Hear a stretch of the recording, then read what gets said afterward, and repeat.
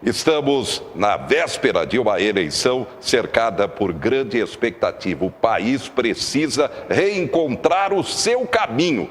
E toda essa confusão que aconteceu no movimento fortíssimo, muito bem organizado dos caminhoneiros, tudo isso mostrou essa necessidade. Estamos recebendo um político que cada vez mais ganha o seu espaço exatamente pela linha dessa cobrança.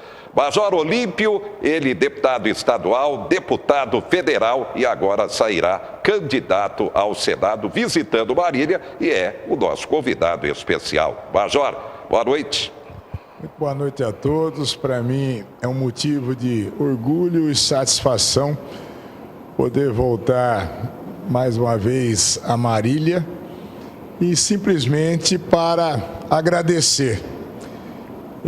Eu fui 2 vezes deputado estadual, hoje deputado federal, para as pessoas saberem, né? Na minha primeira eleição, eu tive até uma briga em casa com a minha família, dizendo, você deve ter outra família em Marília, porque simplesmente pela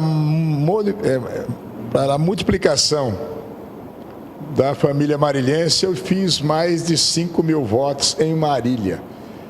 E hoje eu sou esse agradecimento, e hoje é onde eu posso, em especial aqui a Marília, eu venho com esse sentimento. Também, logicamente, para reuniões de caráter institucional, hoje fiz uma reunião na Associação de Cabos e Soldados da Polícia Militar, com integrantes do funcionalismo público, com a família policial militar, com suas pensionistas. E agora tenho eventos de caráter político-partidário também. Estou visitando e agradecendo o Eduardo Negrão, com os integrantes do PSL, que é o meu partido, que eu tenho orgulho de presidir no estado de São Paulo, que é o partido do pré-candidato à presidência da República, o Jair Bolsonaro. Amanhã teremos eventos, e eventos, eu diria, de caráter cívico, não é de caráter partidário.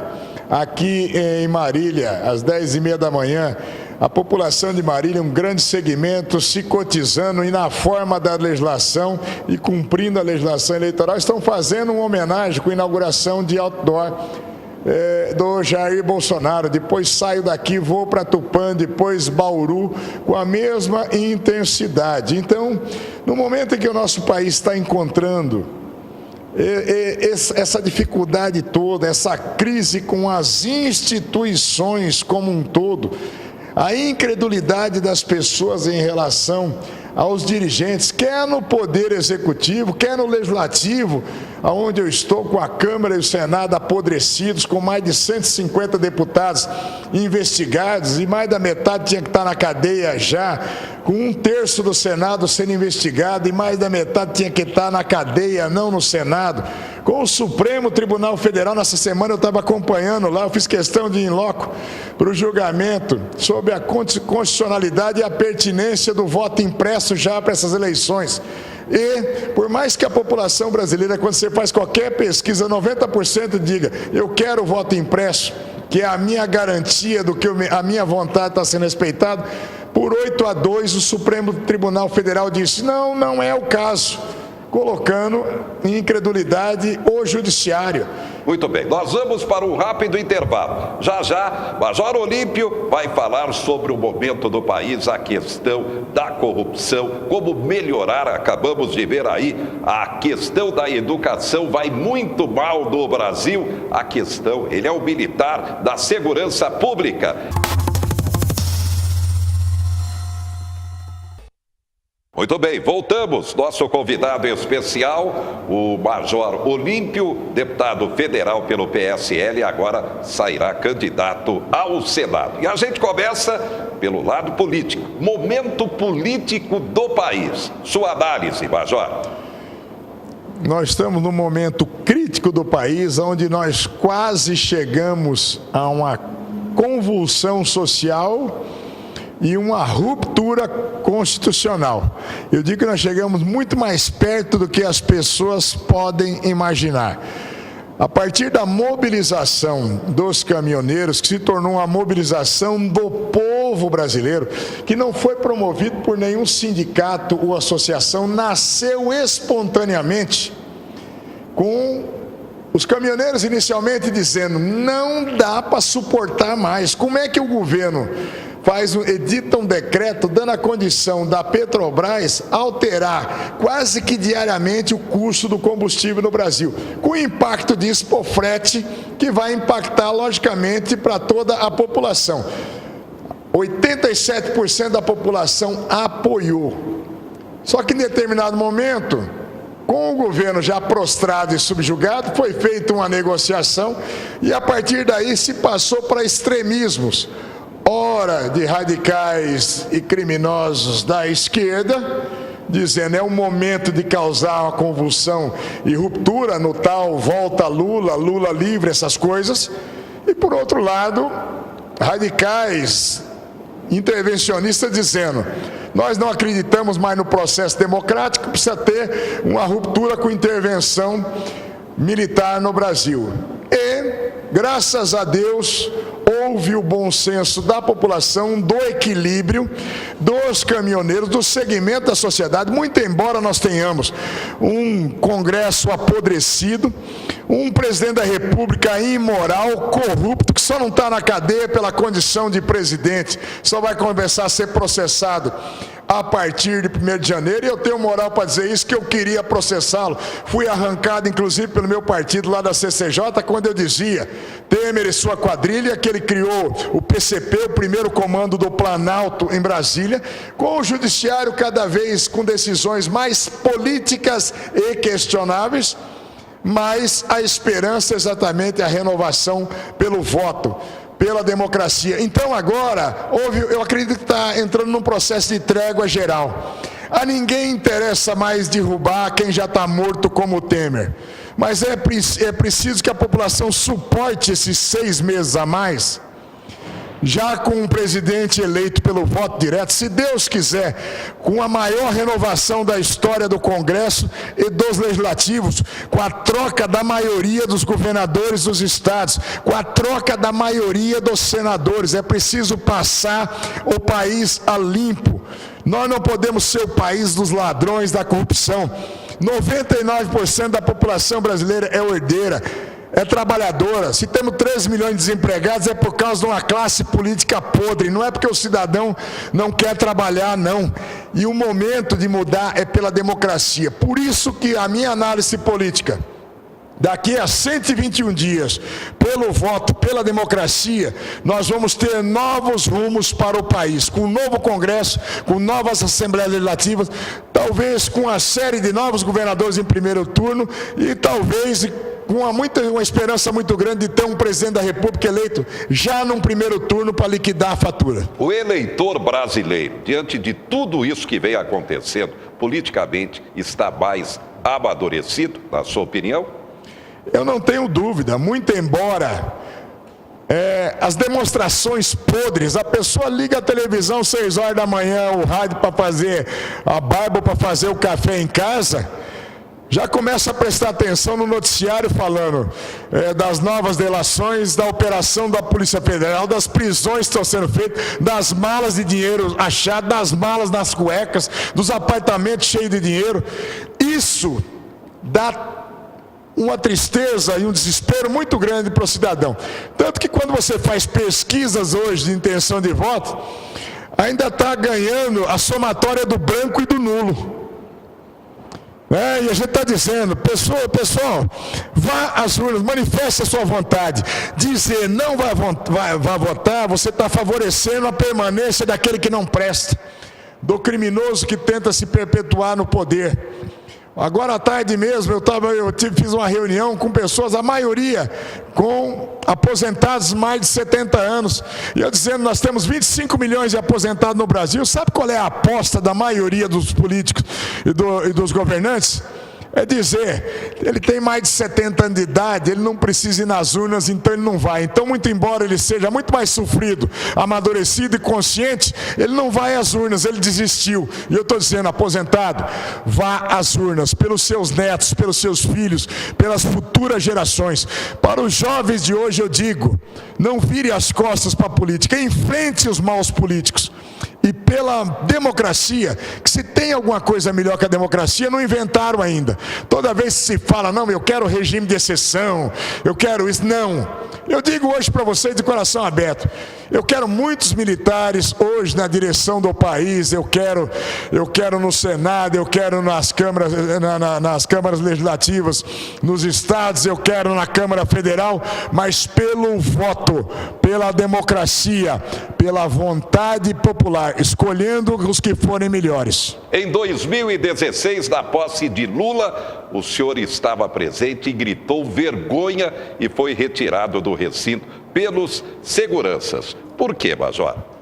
Naquele momento, já desde a véspera, eu fazia manifestações, tanto na Câmara, no plenário, quando eu estava pedindo aos órgãos públicos, já naquele momento, a prisão do criminoso Lula, quando o noticiário começa a dar conta da Dilma anunciando que ele seria o chefe da Casa Civil, para ser dado um salvo-conduto para que ele não pudesse ser preso pelo juiz Sérgio Moro numa decisão de primeira instância. Era um salvo-conduto, até o próprio juiz Moro acabou vazando um grampo telefônico aonde ele e a Dilma conversavam, ela dizendo: olha, eu estou mandando o Messias, que ela devia estar gripada, era o Messias, que era um ajudante de ordens dela, um escriba, eu estou mandando o Messias aí para você assinar o termo de posse. E eu lá fora, na véspera, eu junto com a população dizendo, não pode isso. E aquilo foi me cutucando, e eu dizendo, meu Deus do céu, e eu fui embora da Câmara às 11 horas da noite, eu fui para o hotel, e eu não conseguindo dormir, eu acordei cedo, eu falei, eu vou nessa posse. Conversei comigo e depois só com o Renato, que trabalha comigo, um assessor, ele ainda deu risada, falou, o senhor está brincando, né, chefe? Eu falei, não, eu sou parlamentar, eu tenho o direito de entrar em qualquer órgão público, eu vou entrar no Palácio do Planalto nessa posse. E eu fui, me credenciei, entrei na fila. Quando anunciaram a posse, a assinatura da posse, que a Dilma foi começar a falar, ela foi anunciada, aí veio o espírito do brasileiro. E naquele momento eu me senti gritando por 210 milhões de brasileiros. Isso é uma vergonha, safadeza com o povo brasileiro. Vergonha se colocar alguém de ministro para que ele não seja preso pelos crimes praticados. Logicamente houve uma reação hostil dos que estavam acompanhando a posse. Eu fiquei com as canelas todas roxas de ser chutado, foi capa da Veja da época, uma assessora da presidência da República, do cerimonial, me deu um tapa no rosto, que foi um tapa na cara do povo brasileiro, e a segurança me arrancou de lá para que eu não fosse linchado pelos presentes. Não foi para me agredir, foi para me retirar e manter a minha integridade física. Só que eles não conseguiram esconder. Eu não combinei com nada, ninguém da imprensa, mas todo mundo acabou registrando, e o vergonha acabou sendo o grito do país.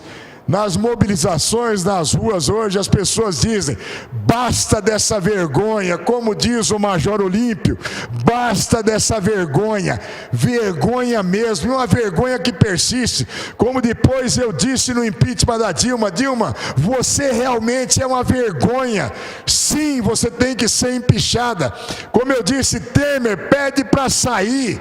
Você virou as costas para o povo brasileiro, você criou o primeiro comando do Planalto, uma quadrilha que está instalada dilapidando o povo brasileiro, tirando os recursos que ele já não tem, fazendo com que mais pessoas morram hoje na fila dos hospitais, que a nossa educação, como nós conversávamos aqui durante o break, é uma verdadeira vergonha, que não ensina ninguém, que não dá uma possibilidade para o jovem que não dá condições para os educadores, para quem trabalha na educação, a educação que não ensina, que nós temos no Brasil, a maioria de analfabetos funcionais que estão sendo formados pela tal educação pública, que gasta muito e o resultado é nulo. É por isso que aquele meu grito, ele se tornou um grito do cidadão. Um grito do cidadão que está abafado no peito e diz: para de fazer isso com isso. Governo, cumpra a Constituição, cumpra a lei, dê o exemplo. Você quer administrar? Eu aprendi, eu sou um policial militar. Não é porque é uma estrutura militar, mas aonde você administra, e primeiro você aprende a obedecer, a criar valores, a defender a sociedade. Eu sou um policial militar, ingressei na PM há 40 anos, e no primeiro dia, ainda menino, me ensinaram a fazer um juramento dizendo: você tem até que morrer, dar a sua vida pela sociedade. E ao longo de 40 anos, eu já vi centenas e centenas, já enterrei milhares de companheiros que cumpriram esse juramento. Por isso que comigo não tem acordo, não tem conversa mole.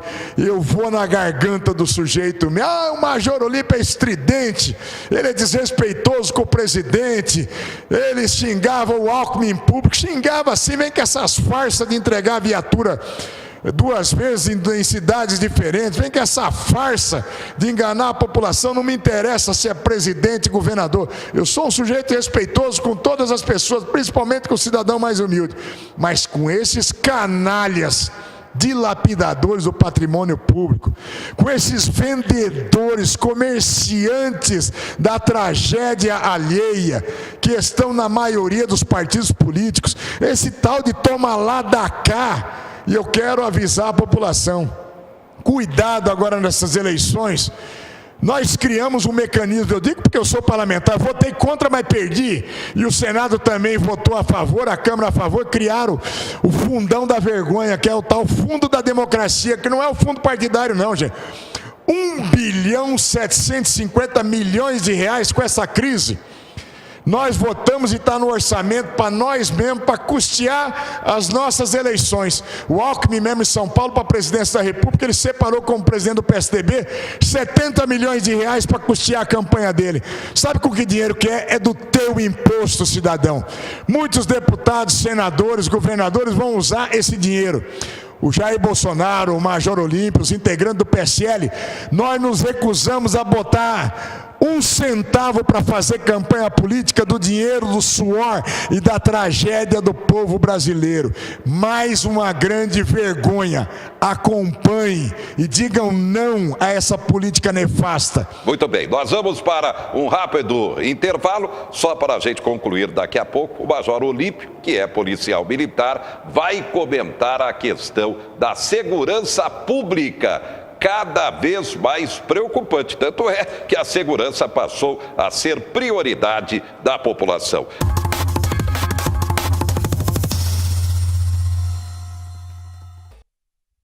Ao vivo, deputado Major Olímpio do PSL, nosso convidado, ele que vai sair candidato ao Senado pelo estado de São Paulo. Reforma trabalhista. Se prometeu, muitas promessas, e o nível de emprego não melhorou, inclusive o empregado com dificuldade e o movimento sindical reclamando do fim também da taxa, do imposto sindical, dificultando para o movimento sindical. Seu comentário, Major. Bom, a reforma trabalhista, ela era uma necessidade, uma adequação de uma legislação que já era da era getulista.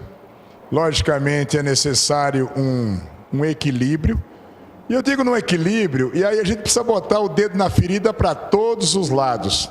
Nós tínhamos uma máfia das ações trabalhistas, assim como nós temos ainda a exploração do trabalho escravo, do trabalho infantil. E uma coisa que nós precisamos discutir é o papel da justiça do trabalho. Você sabe por que ainda tem está tudo truncado isso? Nós ainda temos uma justiça do trabalho caríssima, uma especialização de justiça que não tem em lugar nenhum do mundo. E eu vou dar um dado para vocês de levantamento feito nas discussões dentro do próprio Congresso. No ano 2016, foram pagos 10 bilhões de ações trabalhistas no nosso país. E a Justiça do Trabalho custou 12 bilhões de reais. Então, só para você entender, se o governo não tivesse a Justiça do Trabalho, e o governo tivesse pago todas as reclamações trabalhistas, ainda teria economizado 2 bi. Então é necessário um equacionamento, sim, disso, uma modulação entre o que foi ajustado e a crise como um todo. Ela não desencalacrou com a Justiça do Trabalho. Pelo pensamento liberal econômico do PSL, nós queremos um Estado menos inchado, e o Estado liberal, economicamente, é aquele que, ao invés de tentar abarcar e fazer com que todos os meios de produção sejam estatais ou monitorados pelo Estado, nós estimulamos, logicamente, a livre relação de comércio para estimular a geração de emprego, renda e, portanto, de ganhos. Nós estamos distante disso, que nós temos um governo, e nós temos uma estrutura, e nós temos uma justiça do trabalho que ainda não faculta nem respeito a quem emprega, tampouco ao trabalhador. Bem, o senhor é um policial militar e um político. Segurança pública passou a ser prioridade da reivindicação dos brasileiros. O crime está aí, os criminosos, megatraficantes, o crime organizado, tudo isso desafiando as autoridades. A curto prazo, a questão da segurança pública tem jeito, na sua opinião? Tem jeito, ninguém tem fórmula mágica, mas quando quem manda perde o respeito, quem obedece perde a vergonha. E nós estamos assistindo nesse país, o país da impunidade. Governantes frouxos, tanto no plano federal, quanto governadores frouxos, com governos frouxos. Pega aqui o estado de São Paulo, onde o Alckmin bate no peito e quer colocar como plataforma para a presidência o que ele fez na segurança pública. O que ele fez na segurança pública? Pergunte a qualquer cidadão aqui na região de Marília, qualquer cidadão no estado de São Paulo se sente seguro. Quem se sente seguro é o vagabundo para atacar. Pergunte a qualquer policial, civil, militar, polícia técnico-científica. Pergunte a qualquer cidadão qual é o seu sentimento. A população brasileira, por maior que seja a desgraça da economia, ninguém sai gritando na rua: socorro, economia. Não, as pessoas saem gritando: socorro, polícia, segurança, pelo amor de Deus. Então, nós temos projeto para a segurança pública, mas primeiro, é em cima de fazer leis mais severas com o criminoso e que proteja mais o cidadão. E atitude, seja das Forças Armadas, das Forças Policiais, com o apoio da segurança privada, nós vamos para cima do vagabundo. Nós não vamos deixar a população continuar sofrendo. Não tem mimimi, não tem rame-rame, não tem, ai, o coitadinho, essa vitimização do criminoso. Ai, coitadinho, ele é um menorzinho, que ele deu uma matadinha, ele deu uma estupradinha. Nós vamos reduzir essa maioridade penal. Nós vamos flexibilizar o Estatuto do Desarmamento, dar ao cidadão a condição de fazer a sua defesa da sua propriedade, da sua família, e nós vamos dar firmeza e condição para a polícia brasileira. E isso nós vamos para cima do vagabundo mesmo, sem conversa mole. Nós vamos criar mais uma excludente de ilicitude, que o policial que age em serviço, em defesa da sociedade, seja o policial federal, seja o guarda municipal, o ato que ele praticar vai ser apurado, mas não é punível para ele a sua conduta. Porque hoje o policial que mata um vagabundo defendendo a sociedade, ele vai ficar se defendendo, muitas vezes vai parar na cadeia, sua família no desamparo, e a família do bandido com auxílio reclusão. Para com isso, a segurança tem jeito sim, mas precisa modificar essa estrutura, esse pensamento que vem dominando nosso país há 30 anos, com os mesmos hipócritas Os tais sociais-democratas, que começaram com a quadrilha do Fernando Henrique, se estendeu com a quadrilha do Lula, da Dilma, agora do Temer. Basta! E uma coisa, na segurança pública, o PT e o PSDB não se iludam, não. Eles são iguaizinhos. Eles brigam o tempo todo, mas o DNA é o mesmo. É compromisso e amparo ao vagabundo. Nós vamos amparar o cidadão. Qualidade da educação, da saúde, do social, da infraestrutura num país campeão na carga tributária. Prioridade agora também na questão da segurança pública, a melhoria da imagem do político e o fim, é claro, da corrupção. O destaque final, Major Olímpio. Olha, eu quero agradecer e dizer que tudo isso, a educação não é só uma opção, é a única opção que tem uma sociedade para encontrar o verdadeiro caminho para o bem-estar, para o equilíbrio da sociedade, para uma vida mais harmônica. E é preciso zelo com cada centavo dos impostos que já são extorsivos no nosso país. Só que o desvio da corrupção, ele faz com que pelo menos 30% do orçamento público na esfera federal, nos estados, nos municípios, ele não chegue na destinação final. Então não é só na presidência da República, nos ministérios que estão roubando, não.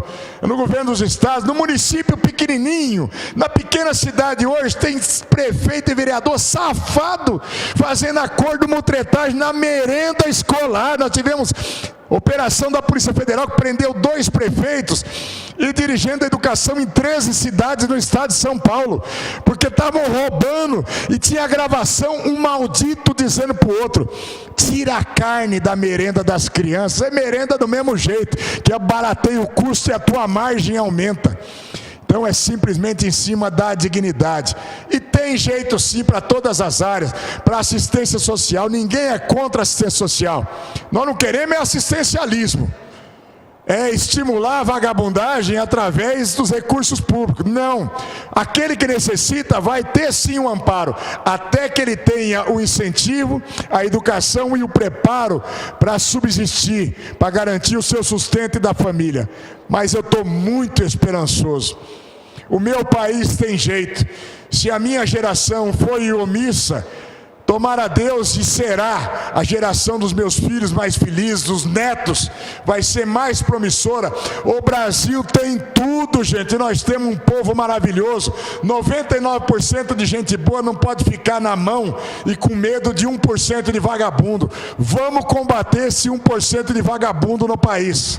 E se não funcionar, qual é o grito de guerra, Major? Vergonha! Não vai continuar essa vergonha! Obrigado, Major. Sucesso na campanha. Major Olímpio, nosso convidado, ele candidato ao Senado pelo PSL nas próximas eleições.